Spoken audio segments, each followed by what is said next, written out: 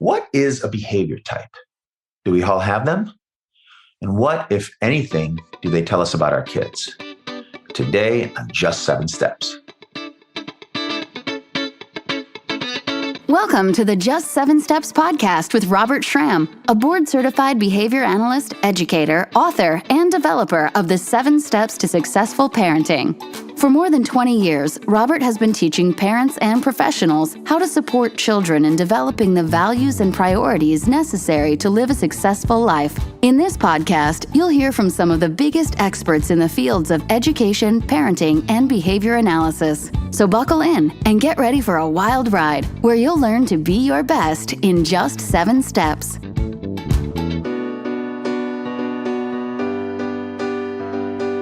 Hi, I'm Robert Schramm, a behavior analyst, education specialist, author, and dad. And I'm also the developer of the 7 Steps to Instructional Motivation. Each week, I'll provide you with helpful information based on the Just 7 Steps approach. So if you haven't already subscribed to my YouTube channel, please take a second and hit us up. I'd appreciate it, and you will be glad that you did. So whether you're a parent looking to help your child live their best life, or a professional charged with the education of children with or without disabilities, you will find a ton of help and information here, all filtered through Just 7 Steps. In today's episode, I want to discuss a concept that you may or may not be familiar with. That is the concept of behavior types. One thing that is very clear in the science of behavior is that every behavior, big or small, meaningful or seemingly insignificant, has a purpose or function. There is a goal to our behavior, whether conscious or not, that your child is hoping to achieve, or at least a situation the behavior is likely to offer them relief from. Behavior types are formed by identifying what is the most commonly used function for a person's behavior. We all likely have a behavior type, although some of us are far more typecast by the functions or our preferences than others. But before we can get into what someone's behavior type is and what we can use this information to help us with, we need to first break down the basic functions or purposes of behavior as described in the behavior analytic research. But because my audience is not necessarily limited to behavior analysts, but instead an open tent for teachers, parents, and therapists of all kinds, I'm going to avoid getting into or using the strict behavioral jargon and definitions and try to explain the value of understanding behavior by function in ways that are clear and would make sense to anyone who might be joining us today. In traditional behavior analysis, depending on where you've learned it, you might have learned that there are 3 or maybe 4 basic functions for any behavior. While it's true, you can probably identify and label 1,000 different specific purposes for a behavior that your kid is using. What behavior analysts try to do is categorize and group these purposes into useful functions that will give us some kind of idea about how we would be able to reinforce or not reinforce them, depending on the situation we're in. The first 2 of these categories are often combined into one category. In behavior analysis, they're called attention and access to tangibles. Now, I would argue that in practice, both of these purposes require gaining the attention of another person, whether you want someone to see you, listen to you, pay attention to you, talk to you, or give you something that you can't get for yourself. You're still going to need to gain and maintain their attention to achieve that goal. Attention as a behavior function relates to anything someone might do to try to gain access to another person or something from another person. Whether I'm singing, yelling, crying, or shouting, if it's related to trying to gain something from another person, it would fit under the umbrella of the purpose of gaining attention. So attention-seeking behavior is the first of the main behavior function categories that you need to be aware of when considering your child's goals with the behavior that they use. Now, we don't always want things from other people. Sometimes we actually don't want attention, influence, or expectations of others. Any behavior that has the goal of trying to remove, end, or reduce the influence of others would fit under the behavioral function of escape, avoidance. Again, whether someone is singing, yelling, crying, or shouting, if the goal of the behavior is to remove or avoid anything from another person, it would be for the function of escape avoidance. When your child says no, when they ignore you, walk away, pretend not to understand you, or just don't do what they're asked, we are most likely dealing with the second possible purpose of behavior, escape avoidance. Now, technically, behavior would be for escape when a task has started that the child would like to see end. And avoidance would be used when a task is in the environment and the child is trying to avoid having to engage in that task. But because both of these situations are addressed the same way, they're considered one basic function called escape avoidance. The third possible function or purpose for any behavior might be that the behavior itself just happens to feel good, or it is self-reinforcing. This means that unlike attention or escape avoidance, it doesn't really rely on another person for its reinforcement. Any behavior your child chooses based on their enjoyment of the behavior would fall into this category. This self-stimulating or automatically reinforced behavior can include eating foods for their taste or nutritional value, singing alone in the shower just for the joy of singing, rocking back and forth in a chair, or pacing, chewing gum, or playing a solitary game with no contact to other people. Behavior of this kind can be some of the more challenging to plan for and adjust to based on the fact that the behavior is being reinforced with or without our involvement. And it will likely continue to be if we don't somehow find a way to change that. This means that as long as your child has access to this behavior and can use it, they will continue to get the benefit of that behavior and therefore will continue to receive the reinforcement value of that behavior, making it likely to continue on.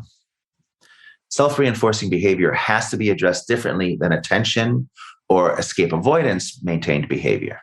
But luckily, we have the ability and a lot of experience to do this. And the way that the 7 steps are designed, they can actually be used to help with all the basic functions of behavior, regardless of the child's ability to switch from one to the next. So these are the 3 basic functions or purposes for any behavior. It can be argued that any behavior your child engages in would easily be categorized into one of these 3 basic functions. The idea of behavior analysis is that if we understand the function of a behavior, we can plan to make that behavior either more or less successful at meeting its purpose, based on whether or not the behavior is one that we would like to see our children use more of over the long term. So that brings us back to this concept of behavior types. Do people have a behavior type? Well, the answer to that question is yes and no. Some people definitely have a strong behavior type, and that is one specific function of behavior that they tend to focus on in most of their interactions with the environment throughout the day. Some kids are just plain attention kids. They crave attention and they work to gain attention with almost every behavior that they choose. These kids are going to ask for things constantly, debate you on any topic that you discuss, not take no for an answer, push the envelope, and you will hardly ever see them engaging in activities alone. Instead, they may prefer to spend most of their time with others, playing games, cuddling, watching TV, or just being together in the same room. These are often the kids who find that positive attention may be too fleeting or may only intermittently be available based on good behavior, but that attention is almost always ensured by using negative or more challenging behavior. So some children can become masters at finding ways to pull their attention from others through negative behavior. Because when the attention is the goal, even negative attention can be far better than no attention at all. Conversely, other kids who are going to be far less interested in obtaining and maintaining the interactions or attention from others, instead, they seem consistently focused on avoiding the influence of others. They may seem to not talk as much. They are likely just as happy doing their own thing as they are with others, but will take any opportunity to end an engagement or fight against the requests and influence of other people. Additionally, these kids can be defiant in nature. Some kids can get diagnosed specifically because they have such a strong connection to this escape avoidance behavior, arguing against any work or task that they can possibly get out of. These are all kids who choose escape avoidance behavior more than anything else. So I consider them to be of the escape avoidance behavior type. Kids who would have been diagnosed with oppositional defiance disorder may be kids who fall into this category. And then there are some kids who just plain aren't interested in others that much at all. They learn through self-discovery. They may seem shy or reserved or just plain uninterested in what others have to offer them. They prefer to tinker or explore. They may be considered very tactile or sensory seeking. They might love chewing gum, rocking in a chair, pacing back and forth. Some hyperactive kids might fall into this behavior type. Anyone who is very sense-based in their interests and desires and someone who cares less about the input or exclusion of others might fit into this behavior type that I would call independence and self-discovery. Now, those are the three behavior types that line up with the three basic behavior functions. Again, attention, escape avoidance, and independence and self-discovery. Now I'd like to spend a few moments to discuss with you what I consider to be a fourth behavior type. And to be honest, this will fly a bit in the face of current behavior analytic convention. What I'm talking about is a subset of kids who don't seem to have a single behavior type because they instead seem to have every behavior type all at one time. These are kids who quickly and seamlessly change their behavior function from moment to moment, regardless of their original goal or intent. For example, a child might be trying to escape a task, but as soon as you respond in a way that reduces the value of escape, they then turn to attention-getting behavior. And then this causes you to respond to that behavior, lowering the availability of attention, only to see the child go off and start finding reinforcement with self-discovery. And kids who can change their behavior from one purpose to the next, from moment to moment, without feeling like they've lost, they're usually not that invested in the behavior function to begin with. They're more likely invested in trying to maintain a position of power or control over others in the environment. And this strong overriding desire to be in control and the willingness to immediately give up on any specific behavior function in the moment, if it means not losing control overall, is a behavior type worth understanding and being able to plan for as well, in my estimation. Now, you may have noticed that some behavior I mentioned above, such as singing, yelling, or crying, could have more than one function depending on how or why it's being used in the moment. You cannot just hear someone sing and say, "Oh, singing, it's an attention behavior." And this is because the same behavior can be used for multiple purposes. And here's a fun example why. Let's say my wife is trying to give me a bunch of instructions for things to do on my honey-do list after I've already asked her to give me a moment to rest. I could start singing out loud, but this wouldn't be an attempt to gain or maintain attention or anything from her. But instead, the singing would be used as a ploy or an effort to get her to stop giving me instructions. This would make the behavior of singing a form of escape avoidance. Additionally, I could also choose to sing to myself purely for the enjoyment of hearing my own voice. People sing in the shower for this purpose all the time. The truth is that so much of our behavior will ultimately become multiply controlled, meaning that a single behavior could be used for multiple reasons depending on the situation and context it's being used. I know kids who will cry at the drop of a hat, and they'll do it when they want something that they're not getting attention, when they don't want to do something that they're being asked to do, escape avoidance. But they might also cry alone in their room when they're sad. Independence and self-discovery. So even though behavior analysts often teach parents and therapists to try to always identify the specific function of a behavior and then respond to it in a way that the function will either meet with or not meet with reinforcement, depending on your goal for that behavior, this can be extremely hard to do because so much of our behavior is multiply controlled. And if you are also willing to consider the possible control behavior type. You can see just how challenging this can be to correctly respond to as a parent from moment to moment. One of the amazing side benefits of employing the 7 steps to instructional motivation is that regardless of the behavior type, when you have found behavior that you need to focus on reducing for any reason, you're guided to not allow any type of reinforcement to follow it, well, except for possibly escape. You would avoid giving the behavior extra attention. You would avoid giving it access to additional reinforcers. You would avoid allowing it to lead to self-reinforcing outcomes. And you would allow the child to escape the behavior if they choose, but you would then work to reduce the value of that escape below the value of continued cooperation. So whether your child is trying to gain attention, escape, or self-discovery, if the behavior is problematic and not one that you want to see your child to engage again in the future, you can apply step 7 from the 7 steps. And through meeting its expectations, you can begin to limit any and all possible reinforcement that could maintain that behavior, regardless of specific function in the moment. And because it is so universal in the way that it can generally extinguish or reduce behavior, it is a valuable tool that supports us regardless of the behavior type of your child that they're most motivated by.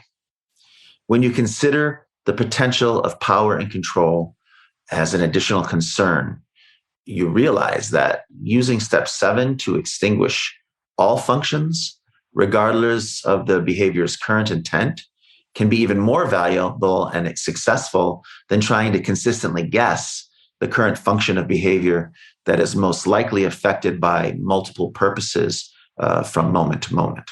I do want to take a moment and mention that I'm using the terms reinforcement and extinction, as well as other consequences.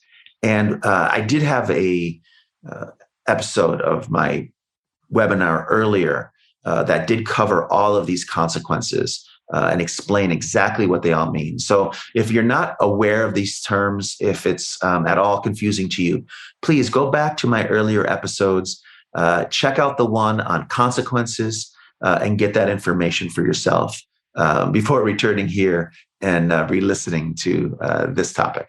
I'd like to just mention that I've chosen to use this podcast as a way to talk about the benefits of evidence-based education and parenting, and these approaches that are based on the 7 steps. But I'm not really trying to teach the 7 steps program here to anyone. My hope is that those of you listening are doing so because you've either already learned to use the 7 steps in your families or your schools or your clinic settings, and you're here looking for additional ways to think about the 7 steps in relation to individual issues and concepts. And some of these things that may come along in your daily experience. Or you've heard about the 7 steps and are in that process now of gathering your information, determine if you would like to take a course or participate in a workshop where you and the kids you care most about can begin to benefit from the Just 7 Steps approach. Regardless of where you're at in your education on the 7 steps, I want to direct your attention to my website page, www.just7steps.com/quiz, where you can take a free behavior types quiz. This quiz will give you a better idea of what your child's main purposes are for their behavior, and it'll give you a way to focus on that behavior, so that you'll know how and what reinforcers you can use to help them develop more appropriate cooperation and learning behavior. And that quiz is available to you right now. You can find it only at the Just 7 Steps website. So head over there and take that free quiz today. That's at www.just7steps.com/quiz. So before we go, let's recap the discussion for today. Understanding behavior based on its function is crucial to being able to respond to it effectively. whether by reinforcing behavior that you like and want to see more of, or making sure that reinforcement doesn't follow problematic or otherwise non-preferred behavior choices. The basic behavior functions that guide our responses are attention, escape avoidance, and self-reinforcing behavior. And many kids are far more interested or motivated by a specific behavior function over the other desires that can become their overriding behavior type. And I call these behavior types attention, escape avoidance, and independence and self-discovery. But I also keep a little eye out for kids who are seemingly overly motivated by maintaining some kind of power or control in their relationships. The benefit of knowing your child's behavior type is that you can be prepared to always be in possession of the type of reinforcement that your child is most likely seeking. And then you can use the give and take of that type of reinforcer to help guide your child in their learning and development as they grow. So whether your child is an attention kid, an escape avoidance type of child, or someone who's really into independence, self-discovery, or they just want to be in control of their every interaction with all of the individuals around them. The 7 steps to instructional motivation is a clear path towards helping you find ways to increase those behaviors or decrease them. And the best way to be able to do that is to get a good grip on your child's behavior type and to know how you can affect that behavior in any form that you see it. Thank you for taking the time to join me today on the Just 7 Steps podcast. If you enjoyed this episode, please take just a moment to leave me a comment, give a thumbs up, share the video with others, and subscribe to our YouTube channel so that you won't miss out on any of our Just 7 Steps videos designed to help parents of children with challenges find your family's path to progress. See you right here next week.